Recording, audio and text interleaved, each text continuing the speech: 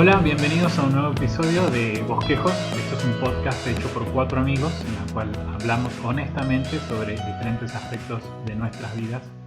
Y estoy acá con mi amigo Mauro. Hola Mati, ¿cómo estás? ¿Todo bien? Bien, todo bien, gracias a Dios. Y no están con nosotros Néstor ni Josué. Enviamos un saludo a ellos. Hoy tenemos un invitado especial con nosotros y vamos a estar charlando con él. Tenemos el honor, el gusto de poder estar hoy con Sam Masters. Sam es misionero y pastor fundador de la iglesia Crecer en Córdoba, Argentina. Vive hace 32 años acá en Argentina, es rector del seminario Carey y candidato al doctorado en espiritualidad bíblica por el Seminario Teológico Bautista del Sur. Hola Sam, ¿cómo andás? Hola, ¿cómo están, chicos? ¿Qué están peleados con los otros chicos? ¿Cómo están? ¿Qué pasa? Éramos muchos los 5. Bueno. Mucha mano para un solo plato. Sam, gracias por acompañarnos y No, un gusto. y vamos a estar hablando sobre la espiritualidad. Entonces, lo que tenemos que hacer es comenzar definiendo. Sam, ¿qué es la espiritualidad? No tengo idea, sinceramente. La verdad es que es una cuestión bastante difusa y te pones a buscar definiciones y hay cantidad de definiciones. Acá frente mío tengo un libro que en inglés se llama Christian Spirituality, la espiritualidad cristiana, por un muy buen teólogo que se llama Alistair McGrath, un inglés. Y él tiene una lista, él tampoco no está del todo seguro. Entonces, él tiene una lista y son, no sé cuántas, no me puse a contar, pero son varias definiciones. Y algunas buenas, y estas por ahí son las mejores nada más. Una dice la espiritualidad es la experiencia vivida, el esfuerzo de aplicar elementos relevantes de la fe cristiana para guiar a los hombres y las mujeres en su crecimiento espiritual, y es largo. Otro dice, la espiritualidad tiene que ver con nuestra experiencia de Dios y con la transformación de la conciencia y nuestras vidas como consecuencia de esa experiencia, que no es mala esa. Otra dice que la espiritualidad se refiere a la experiencia vivida y una vida disciplinada de oración y acción, pero que no, bueno, sigue medio largo, pero dice que no puede separarse de la creencia de la teología, es la teología llevada a la vida. Y eso ahí estamos hablando de la espiritualidad en el contexto cristiano. Si lo ampliamos y empezamos a pensar en términos que vemos en el mundo, en nuestro ambiente, la espiritualidad son muchas cosas, la variedad es infinita. Podemos hablar de la espiritualidad del occidente, la espiritualidad. Mucha gente cuando piensa en espiritualidad piensa en esa espiritualidad, por ejemplo, del budismo, quizás del hinduismo, pero versiones de India, del continente indio, ¿no? De Y Oriente. hay, De Oriente. exactamente. Y el tema es que si empezamos a indagar ahí también, hay infinidad de variedades y conceptos. Entonces, por ahí uno tiene que buscar su propia definición, pero la espiritualidad creo que podemos resumirlo como justamente la búsqueda de un significado en la vida por medio de nuestra relación con lo espiritual. Sam, hace unos años cuando comencé la carrera de kinesiología, al principio partimos de bases netamente científicas, darwinianas, como el evolucionismo, el estudio de la anatomía humana, pero con el correr de los años esto fue cambiando. Recuerdo que una materia fundamental de fisioterapia para el tratamiento de enfermedades de la parte traumatológica se trataba de abrir los canales de energía del cuerpo humano. El término de espiritualidad se empezó a ver con más frecuencia en el ámbito. Por ejemplo, la reflexología, el reiki, el yoga, la acupuntura se hicieron moneda corriente en estos posgrados súper costosos y hasta incluso tienen altamente evidencia científica y bueno, es un término bastante común. Entonces, ya no es la palabra espiritualidad algo desconocido para nuestra generación, ¿no? Bueno, por empezar, lo que decías es muy interesante, la influencia de estas supuestas espiritualidades en lo que en realidad serían disciplinas científicas. Y algo que iba a mencionar es de que, de cierta forma, el concepto de la espiritualidad no se divorcia de nuestro concepto o de nuestra cosmovisión. Y también es un poco definir lo que es la cosmovisión, como un marco conceptual que abarca todo, que nos da como una explicación de toda la existencia. Dentro de eso podemos ubicar la espiritualidad. Ya ha habido un cambio tan importante en los últimos años a nivel cosmovisión que después lo vemos, vemos las implicancias de eso en lo que vos estás diciendo. En el hecho de que, por ejemplo, la idea de la ciencia pierde espacio frente a las ideologías.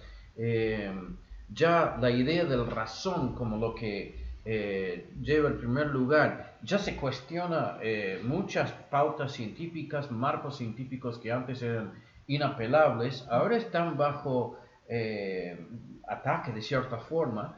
O Y entonces, o una combinación de estas dos cosas, ¿no? Se busca llamar o nombrar científico aquello de que siempre fue subjetivo.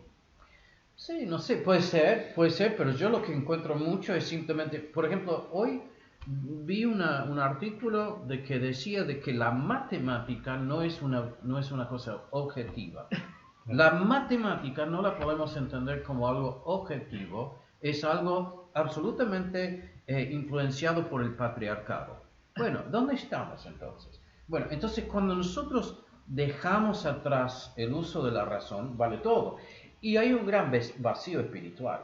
Hay un gran vacío porque la gente está sin rumbo, está sin orientación. Entonces, sí. Está deseosa de escuchar algo que sacie su alma y encuentra en esta espiritualidad oriental allí la puerta. Sí. Entonces, ¿cuál es la diferencia entre la espiritualidad bíblica a la de otras religiones? Bueno, son varias diferencias. Obviamente, en el mismo título o en la frase espiritualidad bíblica. Si vamos a hacer un análisis de las otras espiritualidades, hay variedad de espirituales. Existe podríamos decir en grandes términos o grandes rasgos, podemos hablar de espiritualidad del occidente, del oriente, podemos hablar pero si hablamos de lo que es la tradición budista real o la tradición hindú real, es muy distinto a lo que se vende en el occidente, lo que se consume. Hay una versión adaptada a la mentalidad de nuestra cultura. Y en realidad son dos cosas completamente distintas. Por el lado del hinduismo, por ejemplo, y el budismo, lo que se busca es la pérdida del yo, de que yo desaparezco. La vida es algo terrible y necesito deshacerme de mis ligaduras a esta realidad física, material, y eso lo hago por medio de la privación. Eso no es un buen mensaje en nuestro ambiente consumista. Entonces se ha reducido a ciertas técnicas que me traen paz. O pienso que la meditación, son ciertas técnicas básicamente. La idea detrás de todo eso se desconoce, no importa, y es algo casi un accesorio que nosotros agregamos a nuestra vida. Estoy viendo que hay unos apps que uno puede bajar para el teléfono que te ayudan a meditar. Sí. 1 minuto de paz y te da una musiquita y te ayuda, te pasa unos números y te ayuda a serenarte. Y bueno, eso es la meditación oriental, pero un poco sacado de su contexto y vendido al consumidor de nuestra parte del mundo. La espiritualidad bíblica es muy distinta. Esto es de mucha importancia. En la espiritualidad mística, que sería la oriental, y también ciertas versiones de la espiritualidad cristiana, católica en especial, muy conocido por en nuestra parte del mundo, donde la Iglesia Católica ha tenido mucha influencia. Está la idea, por ejemplo, la idea del viaje, de una especie de peregrinaje espiritual que empezamos. Y avanzamos por distintos estados, y es muy parecido a eso del Oriente, donde nos vamos despegando de nuestra existencia material. La idea es de que el problema esencial que tengo no se habla del pecado en sí, sino que yo en mi limitación física, que mi cuerpo, que la realidad física me limita. Y eso es puro gnosticismo, es puro gnosticismo. Entonces, la forma debo proceder hacia la iluminación, y en el sentido católico de la cosa, hacia el conocimiento de Dios, la visión de Dios. Pero ¿cómo lo hago? De una forma progresiva que requiere de distintos niveles de iluminación, y lo hago por medio de la meditación, de la privación. Bueno, y la meta final, el producto final, es de que llego a la unión con Dios. La espiritualidad bíblica es al revés, y esto es de mucha importancia, porque comienza no con mi esfuerzo, mis privaciones, yo esforzándome por subir una montaña. Hay un monje católico que escribió un libro que es como subir una larga montaña. Teresa de Ávila habla de un castillo donde hay que pasar de un cuarto a otro cuarto, y entonces una cosa progresiva. No es eso, es al revés. Dios hace un viaje, Dios llega a nosotros. Y estoy pensando mucho en estos días en Juan capítulo 4, donde dice Juan que Jesús, que le era necesario pasar por Samaria, porque tenía que encontrarse con alguien. Jesús fue en busca de la mujer samaritana. Entonces el viaje no es nuestro viaje hacia Dios, sino Dios que llega a nosotros. Y ese es un comienzo radicalmente distinto.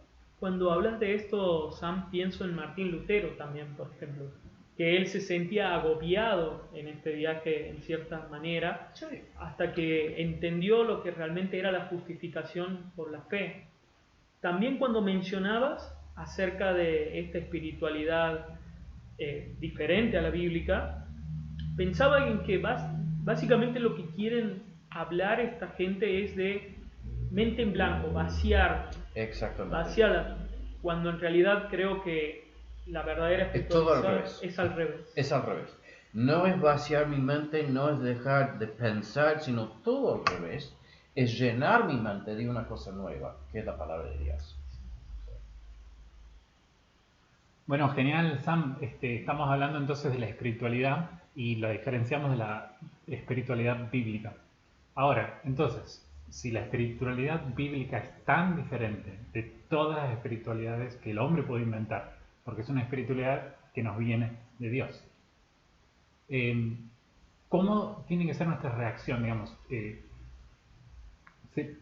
¿marcamos una línea, nos separamos, nos aislamos o nos integramos en esta espiritualidad sin definiciones? O sea, ¿hay oportunidades o qué oportunidades se presentan para nosotros como cristianos en este ambiente, en esta gran inquietud espiritual que existe en el mundo? ¿Hay para nosotros un espacio para la evangelización, para llegar a las personas, o tenemos que aislarnos? No, o sea, cuando hablamos de aislarnos, no estamos hablando de que la espiritualidad implica irnos al desierto o vivir en un monasterio. Sí implica algo positivo. Nosotros como evangélicos, por lo general, no estamos muy a favor de esa vida aislada en los monasterios, y creo que por razones obvias la Biblia no enseña la vida del monasterio, sino la vida de la iglesia local, donde vivimos en comunidad, no con otros monjes, sino con otros cristianos. Y la iglesia está todavía en medio del mundo. En Juan capítulo 17 dice, no pido de que los quites del mundo, sino que los guardes del mal. Entonces nuestra función es de existir como comunidad de fe dentro de este mundo que está bastante perdido. Y cuando pensamos en misiones o el evangelismo, la iglesia tiene dos funciones. Una es de proclamar el evangelio hacia afuera, pero también de atraer por la calidad de sus relaciones, por la hermosura del evangelio, hecho carne, sangre en la vida de la gente. Y entonces una iglesia conformada por la palabra de Dios, donde bajo la palabra de Dios nos amamos, nos corregimos, vivimos en comunidad según las pautas de la palabra de Dios, es un testimonio frente al mundo. Entonces vivimos una vida hacia adentro donde nosotros vivimos en comunidad, vivimos esta espiritualidad bíblica, sí. Pero eso produce algo muy extraño. En el mundo se busca comunidad y no existe. En ningún lado existe.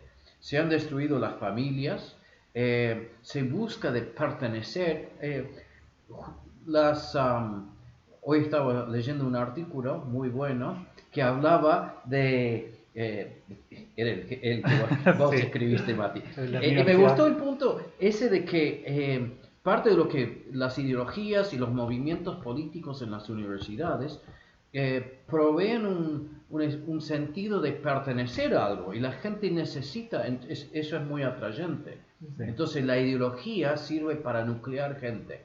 Es al final una cosa vacía la ideología, pero más tenemos que demostrar justamente la vida comunitaria de la iglesia frente al mundo, no aislado del mundo, pero con una obvia diferencia de que nosotros vivimos según las normas bíblicas. Y eso se está volviendo cada vez más complicado, pero es el desafío que tenemos. Y de cierta forma, yo creo que no debemos asustarnos, amedrentarnos frente a esto. Estamos volviendo a la situación de la iglesia primitiva, sí. Rodeados, donde ellos, justamente por su amor, por su vida comunitaria, dieron un ejemplo radiante de lo que es la vida cristiana y de la espiritualidad. Y ahora traemos, no con la razón tanto, no es de que abandonamos la razón es de Dios, entonces no, pero lo que convence ahora es la hermosura. La gente está buscando hermosura, está buscando comunidad, está buscando amor, y eso lo tenemos. Inevitablemente pienso en 1 Pedro, o sea, nosotros somos una nación santa que proclama la belleza de Jesús. Exactamente. Y entonces, Sam, ya yendo a un plano personal que nos compete a todos, ¿cómo podemos cultivar nosotros nuestra espiritualidad? Bueno, una de las ideas principales de la espiritualidad bíblica, por ahí podemos hablar en términos que hubieran usado los puritanos, que son los maestros de todo esto. Los puritanos, vos sabías que iban a salir los puritanos, ¿no? Sí.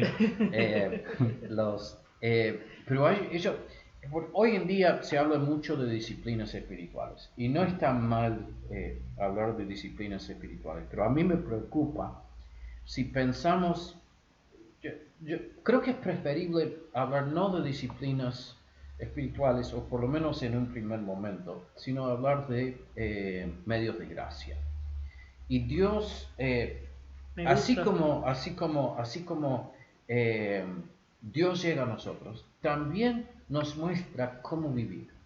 Y nos ha provisto todos los elementos justamente de una vida piadosa. Y nos nutrimos de distintas cosas que son dones de Dios hacia nosotros. Entonces, los medios de gracia, los puritanos hablaban de medios de gracia. ¿Qué es un medio de gracia? Es un canal provisto por Dios que hace que la gracia fluya hacia nosotros. Entonces, el primer medio de gracia es la palabra misma, tanto leída como predicada. Para ellos, el medio de gracia por excelencia era la palabra predicada en comunidad, el día domingo, todos juntos, todos bajo la autoridad de la palabra. Dios nos ministra, Dios nos alimenta. Obviamente también las ordenanzas o los sacramentos, que serían el bautismo y la cena del Señor. Y los dos hablan del Evangelio, la obra de Cristo a nuestro favor. Y participar de la cena del Señor, vemos el Evangelio predicado de forma visible. Y eso realmente Jesús está presente de una forma muy especial. No en los elementos, ojo. Pero Calvino enseñaba de que había una presencia especial de Jesús con su iglesia en el momento, y realmente nos hace bien, nos nutre espiritualmente. Y la oración esas son los medios de gracia por excelencia, pero no hacemos mal en pensar en la misma iglesia como un medio de gracia, y todas estas cosas marcan, es como que estamos buscando algo más sofisticado de lo que ya conocemos. Sí. Y no es así, sino que debemos valorar lo que hemos recibido, la profundidad de lo que implica poder sentarnos con hermanos, todos lavados en la sangre de Jesús, arrepentirnos de nuestro pecado, reconciliarnos y juntos tomar la cena del Señor, viendo lo que Él ha hecho por nosotros, recibiéndolo como bendición y anticipando esas últimas cenas en el cielo donde vamos a estar con Él. Todo esto nos nutre. Y después podemos empezar a pensar en términos de disciplina. Y los puritanos, la espiritualidad lo tenés que ver como una forma de ir moldeando o ordenando quizás el tiempo y el espacio. Nosotros existimos en el tiempo y el espacio. Y nosotros en nuestras vidas, ¿qué hacemos con el espacio donde vivimos? ¿Y qué hacemos con el tiempo? O sea, si vemos nuestro día, la semana por empezar, o el año, ¿qué hacemos en el curso del año? En el Antiguo Testamento había fiestas cada tanto, que eran celebraciones de la intervención de Dios a favor de su pueblo, recordatorios de la gracia divina. Nosotros también. Y el día domingo para nosotros ocupa un espacio muy importante en la semana. Entonces empezamos a dejar que estas cosas formen nuestro calendario, que vayan formando. Y acá, de nuevo, quiero tener cuidado, pero los monjes vivían con un calendario de oración y alabanza constante. Y para nosotros, muchos evangélicos, es algo algo agregado a todo lo demás. Es también un accesorio. No es lo que realmente, no es formador de nuestra vida. Y debemos hacer que sea algo que realmente haya moldeado todo. Nuestro trabajo, cuando nos levantamos, ¿qué hacemos? Aquí en esta casa, todos nos levantamos y empezamos el día con la palabra del Señor. Mientras vos hablas de estas cosas, Sam, me es inevitable pensar en cómo no caer en una cuestión rutinaria, en un hábito, y lo diferente que es el verdadero disfrute de estas disciplinas y de esta espiritualidad en general. ¿Cómo se puede hacer, Sam, para poder disfrutar plenamente de vivir esta espiritualidad? Pedíselo a Dios. Por empezar, dijo de que el Espíritu Santo, al que se lo pide, Él lo da. Es algo que Él quiere darnos. Estos dones Dios ya nos ha dado estos dones. Y el problema es que somos como niños a veces, que vos viste que un niño le pones la más rica comida del mundo frente a su... y no entiende lo que le han dado, no le gusta, él quiere un caramelo, no ha formado todavía su paladar. Y así somos nosotros, todavía no hemos aprendido a disfrutar lo que realmente es bueno. Y entonces, rodearnos de gente que sí lo entiende, cuando estamos con otra gente que entiende, bueno, esta carne realmente es una buena carne, empezamos a poder distinguir los argentinos que hacemos asado, empezamos a poder distinguir entre lo que es un buen corte. Eso viene con la experiencia y estar con otros, ¿no? Pero también es algo que hay que pedirle a Dios, me parece, de que nos deje entender. Yo recuerdo varios años atrás, 30 años atrás, que me di cuenta de que debía amarlo a Cristo y no lo amaba como, no de que no lo amaba, pero no de una forma apasionada, que me daba cuenta que otros sí. Le pedí, Señor, me doy cuenta que me falta ese amor, dame ese amor, y ha sido algo que ha ido creciendo. Es un don de Dios. Y las disciplinas, el problema es, hacen falta las disciplinas. Claro. Es la idea de que ordenamos nuestra vida. Pero no sé si a vos te cuesta ordenarte para comer. Bastante. No, o sea, ¿pero te olvidas de comer? No, jamás. No, jamás. Por eso No, estoy yo como tampoco. estoy. Lo que pasa que Porque a mí me gusta comer. en este podcast simplemente no se escuchan y no me ven, pero estoy bastante... Bueno, no te vamos a describir. Pero a mí me encanta comer. Me encanta, bueno, y mi señora cocina muy bien, así que eso Amén. ayuda. Pero el Señor cocina muy bien y empezamos a aprender, esto es rico. Es un don. Y entonces, con la idea, las disciplinas pueden sonar como algo muy seco. Yo me tengo que obligar a mí mismo. No me tengo que obligar a levantarme y llegar a la mesa a comer a la mañana. Tengo hambre. Entonces es algo que Dios genera en nosotros. En la primera parte de Efesios, los primeros 3 capítulos son una larga oración de que los de Éfeso, de la iglesia, que puedan entender la grandeza, la longitud, la profundidad. Pablo está orando de que puedan entender. Es lo mismo que nos hace falta. Y creo que podemos orar esa oración por nosotros mismos. Señor, déjame entender la grandeza de lo que ya me diste. Genial, Sam, muchísimas gracias de verdad. Gracias por habernos acompañado hoy. Un placer. Lo he disfrutado mucho y que el Señor les bendiga mucho y que les dé muchas ganas de comer comida espiritual. Amén. Bueno, y así llegamos al final de nuestro episodio. Los invitamos a todos los que nos escuchan a seguirnos en nuestras redes sociales y en nuestra página web. Los esperamos para la próxima semana, un nuevo episodio de Bosquejos Podcast.